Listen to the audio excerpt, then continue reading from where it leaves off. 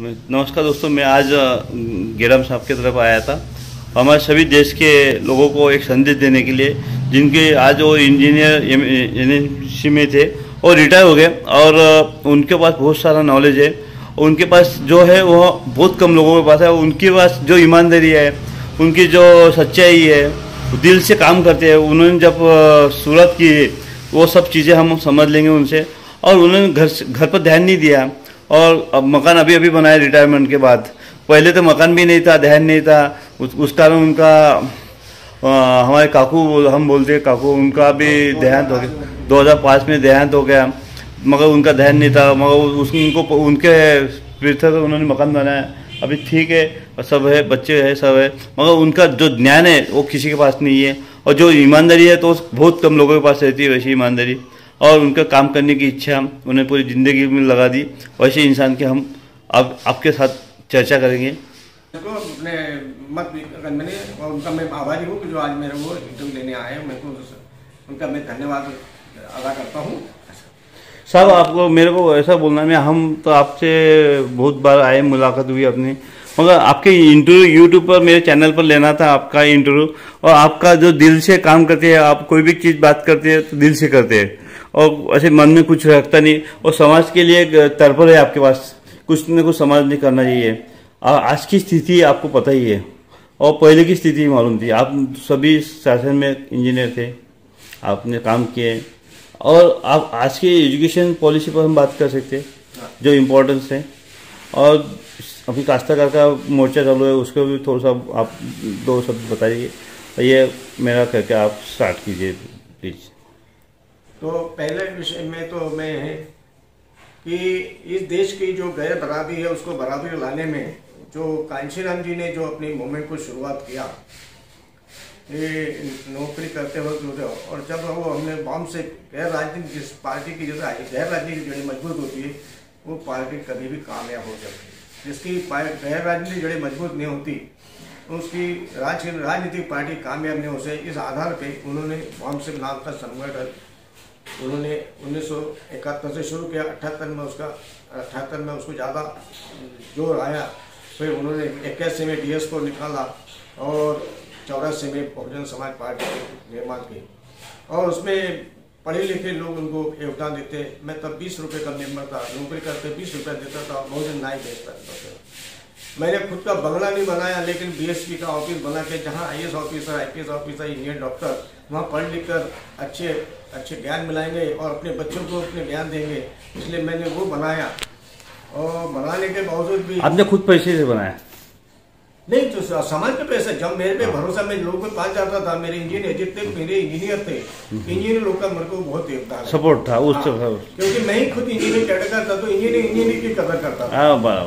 तो मेरे को जो है जो मेरे इंजीनियर साथी थे वो मुझे पैसे जितना मांगे उतना मेरे को देते हैं। उससे मैंने आप तो कलेक्शन करके आपके खुद के भी पैसे डाले होंगे? मेरे खुद के पैसे ही है, लेकिन उससे जब समाज के काम में कर रहे हैं तो बीवी का ज्यादा विरोध होता है, क्योंकि उनके वैयक्तिक जीवन में उनको बहुत नुकसान सहना पड़ता है। बाल बच्चों की तरफ ध्यान रखता नहीं। और तो मैंने अपना बंगला में झोपड़े में, मैं रिटायरमेंट के बाद अपना बंगला बनाया, समझे। रिटायरमेंट के बाद बंगला मैंने पूरा, बहुत सारे लोग अभी आपके चैनल से तो बहुत सारे मुझे जानते होंगे कि भीमराव राम जी गेड़ा कॉर्पोरेशन का इंजीनियर, तो अच्छी तरह जानते हो कि मैं कार्यकर्ता करके, नेता करके नहीं जिंदगी लिया कि मैं एक मिशनरी का है। क्योंकि मेरे हाथ से मेरा समाज का कुछ तो भला हूँ, अपने पैर पर खड़े, जैसा मैं खड़ा हूँ वैसे मेरा समाज का भी ये चाहत रख के मैंने इसमें काम किया है।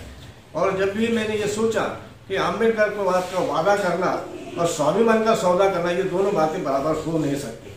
तुम्हें स्वाभिमान का सौदा नहीं करना पड़ेगा, तभी अम्बेडकरवाद का वादा पूरा हो सकता है। तो इसलिए मैंने उस इसमें वामसेट में इसमें जुड़ा और वामसेट गैर राजनीति जुड़े में। इवन मैं बोला कि अभी बीएसपी के लोगों को कैसा महत्व है, इन्हें काम करना चाहिए। तो मैंने एक क्षेत्र भी अपने इसमें लिया कि वर्धा एक असेंबली कॉन्स्टिट्यूंसी, और वहाँ मैंने देखा काम करते हमारे ही लोग हमें विरोध करते हैं। जैसे गाँव में दलाल पैदा होते हैं, इतने दलाल के सब दलाल बहुत पैदा है कि जो मुझे विरोध करते, मुझे मारने आते थे, मुझे लाठीकाठी जो, तो मेरे को ये अरविंद मालिक की मिसेज और तो ऐसी जो 6-4 महिलाएं थी तो मुझे वो पूरी घेर लेती थी और वो बोले पहले हमको मारो फिर गेड़म साहब को मारो। तो वो मुझे भाई लोग घर घेर लेते थे और उन्होंने मुझे मेरा जान बचाया, नहीं तो मेरे को मेरा मर्डर तो गांव में ही हुआ होता। लेकिन हाँ, क्योंकि महिला ये बहुत बड़ी ढाल होती है। कोई भी कितना भी गुंडा रहेगा, लेकिन महिला ने यदि पुरुष के आगे आई तो किसी भी यानी गुंडे की हिम्मत नहीं होती। गांव के लोग दौड़ के आ जाते थे, तो वो अपने को प्रोटेक्शन होता था। तो ये भी मैंने नहीं देखा। तब मैंने देखा कि ये काम करना कितना कठिन है और ईमानदारी से काम करना कितना कठिन है। मैंने वो एहसास किया और मैंने जिला परिषद ने क्या किया, इलेक्शन में लड़ा तो उसमें अपना समाज बिकता है, रात भर में बिकता, सवेरे अपने साथ शाम को पैसे में। समाज की गलती है क्या सिस्टम की गलती है?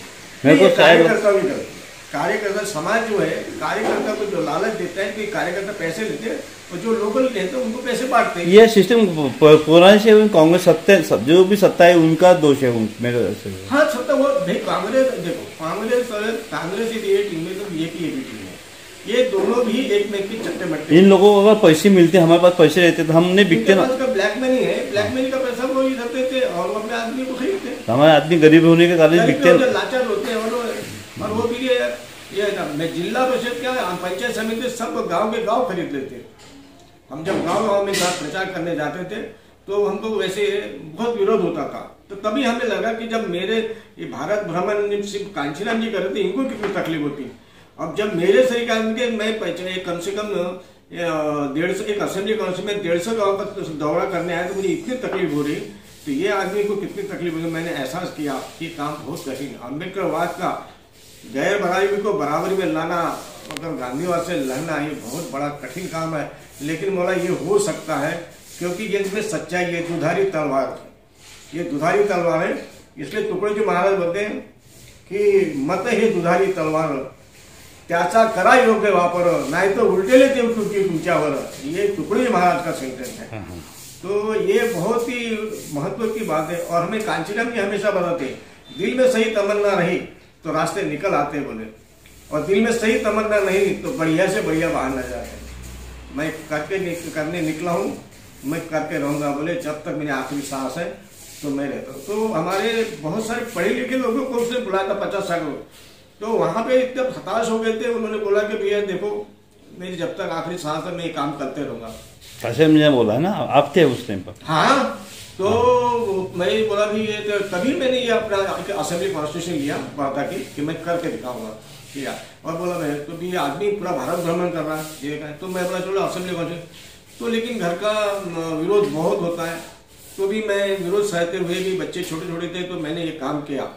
लेकिन मेरे घर के संस्कार थोड़े अच्छे हैं कि बेचारे मेरे को कोई बच्चे विरोध नहीं करते, और उन्हें कोई है ना कि तुमने हमारे लिए क्या किए, क्या ऐसा कभी बोलते नहीं। उनको लगा कि मेरे पापा ने बहुत अच्छा काम किया कि, लेकिन घर की तरफ ध्यान नहीं रहते, वो बेचारे पैर पे खड़े नहीं हो सकते। लेकिन जब महापुरुषों का उदाहरण देखो, बाबा साहब ने अपने 4-4 बच्चे खोए हैं, ये बड़ा रमाबाई का कितना बड़ा त्याग है, ये अपने सामने है।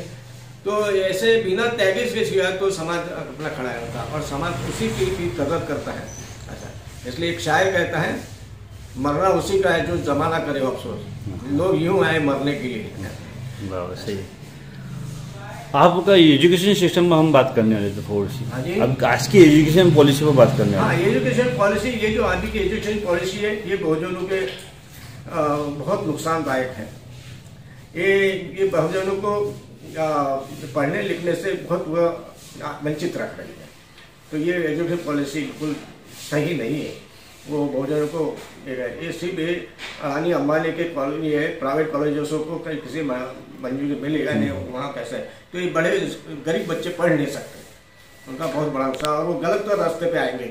ये उनकी पॉलिसी, ये देश के हित के लिए भी है और ये असंवैधानिक है। हाँ, मैं कह रहा साहब, आप और जो आज का जो किसान मोर्चा है दिल्ली में, हाँ, उसके बारे में कुछ बोल सकते हैं?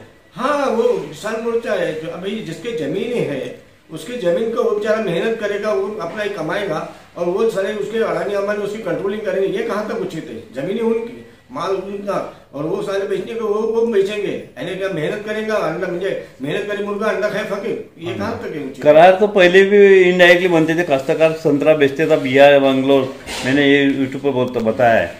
अभी भी लिख के लेने की कुछ जरूरत नहीं थी काश्तकार के। अगर कंपनी को खरीदना है वो भाव खोलना चाहिए, और उन्होंने माल देना चाहिए, भाव मिलेगा तो कास्तर का माल देंगे ना। तो कास्तर का घर भी तो माल नहीं दे सकता। वो एग्रीमेंट करा रहे, वो एग्रीमेंट वो गलत है, गलत है। और जो आवश्यक वस्तु है, प्याज है, टमाटर, ये भी उन्होंने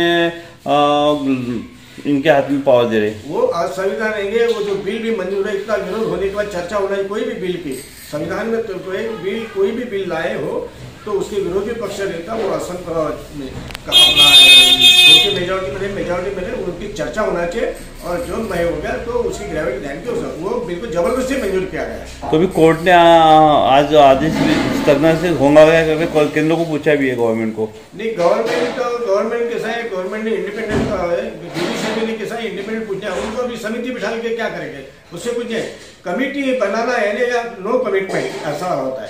ये हमारे प्रशासन का सूत्र है, कमेटी बनाना है नो कमिटमेंट, ऐसा है। No commitment, no commitment, committee बनना जरूरी नहीं है। हाँ बस ऐसे वो समिति बना के उसने ऑर्डर देता, उसको जुडिशियल पावर है कि अनकॉन्स्टिट्यूशनल है, उसे तुरंत स्टे दे देना चाहिए कि बिल्कुल ये नहीं। लेकिन वो सरकार के इशारे पे चल रही है, ये बिल्कुल ये अनकॉन्स्टिट्यूशनल बात है, ऐसा नहीं होना चाहिए। हाँ, नहीं लोगों को रोक स्थगनी बंद करके कायदा बंद ही करना है। ये बराबर, ये अनकॉन्स्टिट्यूशनल है। कॉन्स्टिट्यूशन जब तक कॉन्स्टिट्यूशन है, कॉन्स्टिट्यूशन के हिसाब से चलना चाहिए। कॉन्स्टिट्यूशन के बाहर में है तो जुडिशरी ने उसके ऊपर अपना फैसला सुनाना चाहिए निष्पक्ष तरह से, ऐसा वो निष्पक्ष तरह से कमेटी बनाने के नो कमिटमेंट। हाँ, कमेटी बोले नो कमिटमेंट। हाँ बस, कमेटी बनाना मुझे नो कमिटमेंट, ये हमारा सूत्र है प्रशासन का। सब आप बताइए मेरे को थोड़ा सा आरक्षण के बारे में, हम दो शब्द लेंगे, ज़्यादा टाइम लेंगे नहीं।